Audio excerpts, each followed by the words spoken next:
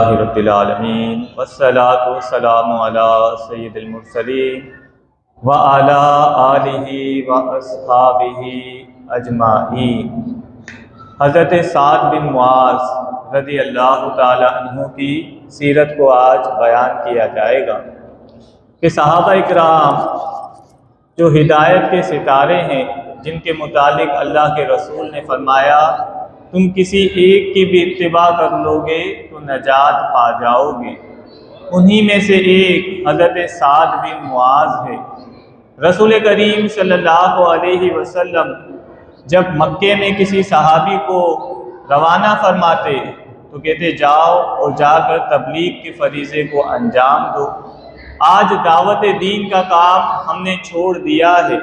اللہ نے فرمایا محبوب جب تک یہ امت دعوت دین کا کام کرے گی، یعنی لوگوں کو بھلائی کا حکم دے گی اور برائی سے روکے گی، تو میں ان پر اپنی نظر رحمت فرماؤں گا، اور جب یہ امت اس کام سے رک جائے گی تو میں ان پر آزمائشیں مسلط کر دوں گا۔ آج ہم مجموعی طور پر دعوت دین کے کام سے پیچھے ہٹ گئے ہیں۔ اگر کوئی شخص کھڑا ہو کر گالیاں بک بھی رہا ہو تو ہم یہ نہیں کہتے کہ بھائی اس کام سے باز آ جا۔ ایک بزرگ جو مصر کے تھے اپنی آپ بیتی بیان کرتے ہیں، فرماتے ہیں کہ میں جا رہا تھا گاڑی میں نے دیکھا کچھ لوگ دین متین کے حوالے سے عجیب و غریب باتیں کر رہے ہیں۔ میری غیرت نے گوارا نہیں کیا کہ میں آگے بڑھ جاؤں۔ میں وہاں پر رکا اور میں نے اعلانیہ کہا اے لوگو تم دین کے بارے میں ایسی بات کر رہے ہو، کل اللہ کے حضور حاضر نہیں ہونا، اس کے محبوب سے شفاعت کو حاصل نہیں کرنا، کس منہ سے تم نبی کی بارگاہ میں پہنچو گے؟ جب میں نے یہ تقریر کی، میں نے یہ تھوڑا سا واز کیا، وہاں جتنے لوگ تھے میں نے کہا کون ہے جو اللہ اور اس کے رسول کی نافرمانی کر رہا ہے، مجھ سے آ کے بات کرے۔ وہ بزرگ فرماتے ہیں سناٹا طاری ہو گیا، لوگ خاموش ہو گئے، لیکن جب میں وہاں سے گزرا تو میں نے دیکھا کہ اللہ نے میرے دل میں ایمانی قوت میں اضافہ کر دیا تھا۔ یعنی ایمانی قوت میں اضافہ کب ہوگا؟ جب اللہ کے پیغام کو آگے پہنچاؤ گے۔ اللہ کے رسول نے مکے سے مصعب بن عمیر کو کہا کہ جاؤ مدینے میں جا کر تبلیغ کا فریضہ انجام دو۔ مصعب بن عمیر مدینے میں آ گئے۔ جب آپ مدینے میں پہنچے تو مدینے میں یہ بات پھیل گئی کہ آخری نبی نے کسی کو دین کی دعوت کے لیے بھیجا ہے۔ تو سعد بن معاذ جو قبیلے کے سردار تھے ان تک یہ بات پہنچی کہ ایک شخص آیا ہے جو لوگوں کو دین اسلام کی دعوت دے رہا ہے۔ سعد بن معاذ نے کہا ہم اس کے پاس چلتے ہیں اور جا کر اس کو اس کام سے روکتے ہیں۔ جب سعد بن معاذ پہنچے اور آ کر کہا اے مصعب تم کیا کام کر رہے ہو؟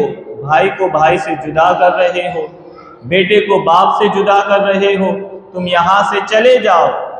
جب سعد نے یہ بات کہی تو حضرت مصعب نے کہا میں نے آپ کی بات سن لی ہے، اب تم میری بات سن لو، اگر سمجھ میں آ جائے تو ٹھیک ہے ورنہ آپ اپنی راہ لینا۔ حضرت سعد نے کہا بات تو تم نے حکمت کی ہے، کیونکہ دین کا کام نبی کے طریقے سے ہوگا تو اللہ اس کام کو مکمل فرما دیتا ہے۔ ہمارا جو طریقہ ہے ہم پتھر کا جواب، اینٹ کا جواب پتھر سے دیتے ہیں، سامنے والے کی عزت آبرو کا لحاظ نہیں کرتے۔ اب جب حضرت سعد بیٹھے، حضرت مصعب نے کچھ نہیں کہا، قرآن کی سورت رحمان کی تلاوت شروع کر دی۔ جیسے ہی تلاوت ختم کی، حضرت سعد جو ابھی اسلام نہیں لائے تھے کہنے لگے اب یہ بتاؤ کہ تمہارے دین میں داخل ہونے کے لیے کیا عمل کرنا پڑتا ہے؟ حضرت مصعب نے کہا آپ غسل کریں اور کلمہ پڑھیں، سچے دل سے کلمہ جو پڑھتا ہے وہ اس دین میں داخل ہوتا ہے اور نبی کا غلام بن جاتا ہے۔ اب یہ سعد اللہ کے رسول صلی اللہ علیہ وسلم کے صحابی بن گئے ہیں، دین متین میں داخل ہو گئے ہیں۔ اب یہ دین کے کام کو کس طرح آگے بڑھاتے ہیں؟ آج ہم نے دین کا کام دوسروں پہ ڈال دیا ہے۔ ہم کہتے ہیں دین کا کام تو علماء کریں گے، یہ دین کا کام سب کو کرنا ہے، کیونکہ باب نبوت بند ہو چکا ہے، اب کوئی نبی نہیں آئے گا، اب اس فریضے کو ہمیں انجام دینا ہے۔ اب حضرت صاحب اپنے قبیلے میں آتے ہیں، تمام لوگوں کو جمع کرتے ہیں اور کہتے ہیں لوگوں میرے بارے میں تم کیا رائے رکھتے ہو؟ قبیلے والے کہتے ہیں آپ ہمارے سردار ہیں، آپ دور اندیش ہیں، آپ عقل مند ہیں، آپ سمجھدار ہیں، آپ جو فیصلہ کرتے ہیں حق اور سچ کرتے ہیں۔ اب حضرت